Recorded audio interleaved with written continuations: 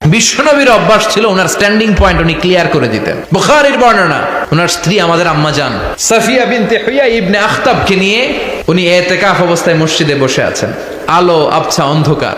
সাফিয়া বিশ্বনবীকে বিদায় দিয়ে বের হয়ে যাবেন। ইন দ্য মিন টাইম বিশ্বনবী দেখলেন দুইজন সাহাবা হেঁটে যাচ্ছে। সাহাবারা হুট করে বিশ্বনবীর দিকে তাকালেন। তাকিয়ে দেখে বিশ্বনবীর সাথে একজন মহিলা নেকাব পরা। দেখেই সাহাবারা মুখটা ঘুরিয়ে দ্রুত চলে যেতে লাগলেন। বিশ্বনবী বললেন, এই হ্যালো আরিসলিকুমা, দাঁড়াও।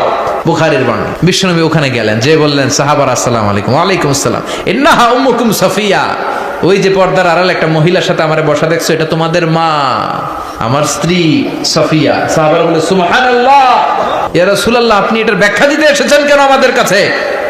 আমরা কি কিছু মনে করেছি নাকি? আপনি কোনো মহিলার সাথে বসা মানে তো আমাদের আম্মা জানের সাথেই বসা। বিষ্ণু বললেন, না, তোমরা মনে করো নাই, কিন্তু কিছুক্ষণ পর শয়তান তোমাদের হৃদয়ে খুঁতখুঁতানি ঢুকায় দিবে। ভাইরে সাবস্ক্রাইব এবং লাইক এন্ড শেয়ার করেন না ভাই।